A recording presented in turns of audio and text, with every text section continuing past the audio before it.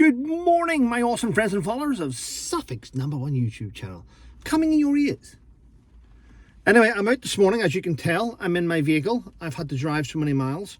You're going to laugh now when I tell you this here. First of all, I'll let you know, it's Monday. It's December. It's Monday the 1st of December. We're in the rundown to Christmas. Many people are putting their trees up today. Only lunatics would have theirs up before then. Anyway. Right, I've had to drive. I got a call this morning. Dad, have you got my water bottles? I'm thinking, are you taking the piss? And then I realised I was meant to bring the water bottles last night when I dropped off his iron school uniform and his polished shoes. But I left them in the fucking boot, didn't I? All the water bottles. Every time he goes to mine, he leaves a water bottle there. Anyway, I've got a boot full of them. I've dropped them off at his front door. And I might as well take him to school. Because... Anyway, there we go. And then I thought, if I don't do my video at home, I'm going to be late, so I'll do it when I'm in the car. Might as well. Well, ladies and gentlemen, if you did not know, I'll talk about the thumbnail in a minute. I'll talk about Richard Eden and about what's going on there. But before I go in there, let's get this out the way. The UK Prime Minister has now pissed off his whole party as he desperately is trying to cling onto power. He's even ripping up the Workers' Rights Bill from Angela Rayner, and she's pissed off. The Chancellor and the Prime Minister, it is now believed that they both misled their own cabinet to hike up welfare. In order to increase the welfare, imagine trying to increase the money to give away to lazy, idle bastards, and in doing so, you piss off the very people that work hard. What a scummy government we have. I'd love to punch the fuck out of Starmer. I've never said that before out loud in a video. But I would love to do it. But I won't do it. He's got protection. Anyway, I'm just saying. I think we're all thinking the same, aren't we? I'd like to think anybody with rationale would like to say the same thing. Unless you're woke in your week and you're like, oh, I don't want to say it in case someone tries to cancel me. Be yourself. Be authentic. Wow. But this next one's good. Ready? An asylum seeker in the UK who is suspected of killing 269 people has just won the right to stay in the UK. You heard that right. An asylum seeker who our intelligence services believe he killed 269 people has won the right to stay here, living amongst us. So he's evil. He's evil. How does he win the right to stay here if he's evil? It's shocking, isn't it? Yeah. Go on, Labour Party. Labour Party. Yeah. If you're bad, Labour are glad. Should be a little thing. And it's now believed, ladies and gentlemen, that Prince William and Harry are going to have an awkward meeting, aren't they? Come 2026 at the United States, the World Cup being held in the US. It's now been saying that they're going to have an awkward moment when they meet. How's it awkward?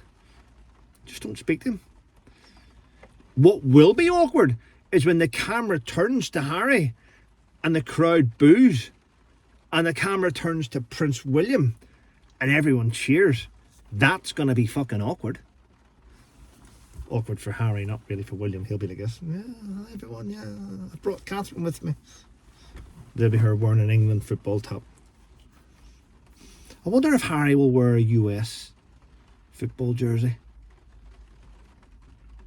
In my opinion, he has to. He has to.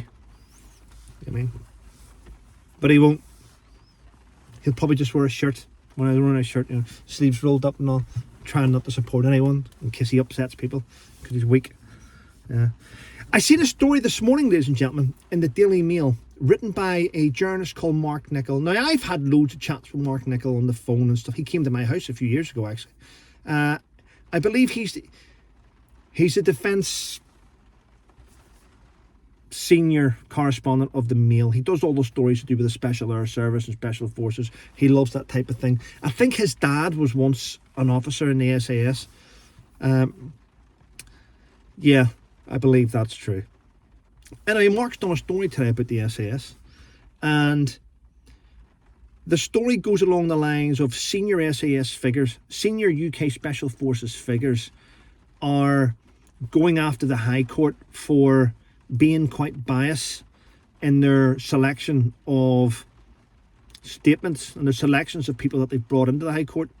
And his story pitches the SAS against the Special Boat Service, where apparently there's a bit of a gripe within both units and stuff. I'm not going to dig into that story too much because I speak to a senior warrant officer on the phone. I have a video call with him yesterday, and I know that part of the story in today's media was exaggerated to a different direction. I hate to say it.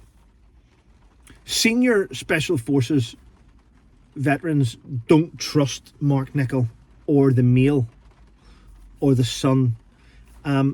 What I know is that the journalist that the senior ex-Special Forces guys will speak to is a guy called Chris Hughes, who is a well-trusted journalist as far as they're concerned, and that's their go-to journalist. I know that anyway. So unless it comes from Chris Hughes, and it's from ex-senior warrant officers, I don't think it'll hold much water.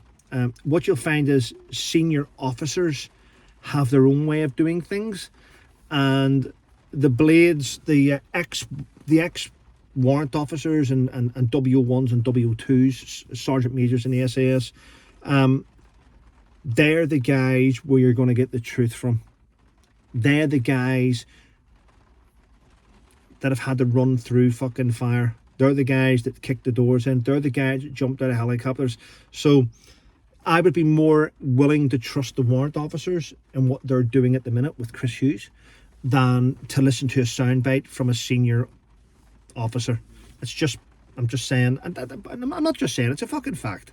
All right, so if there's a story in any of the media about the Special Forces, it's not written by Chris Hughes. I would just pay lip service to it, ladies and gentlemen.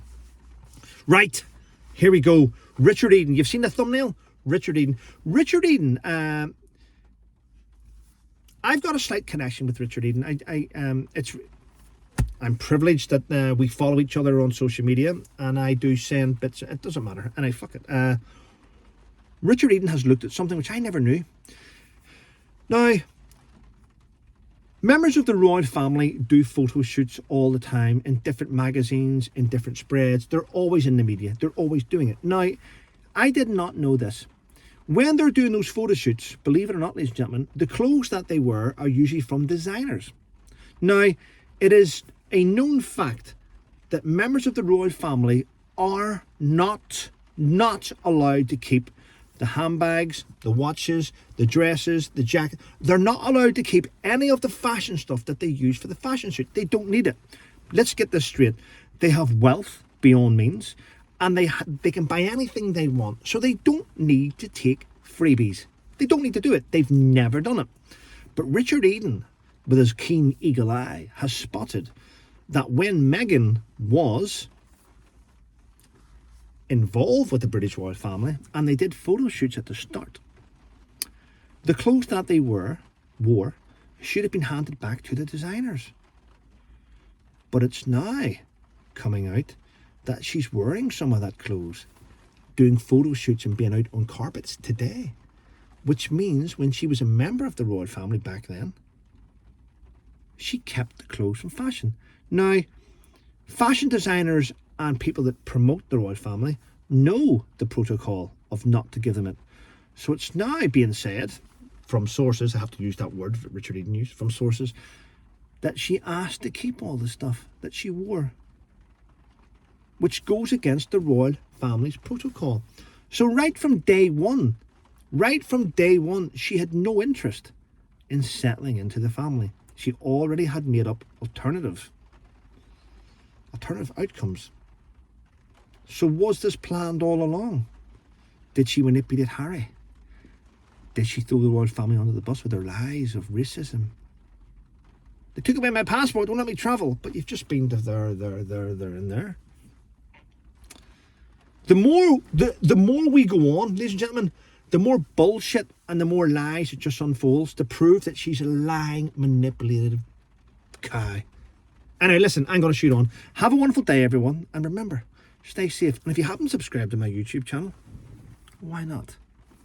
It's free.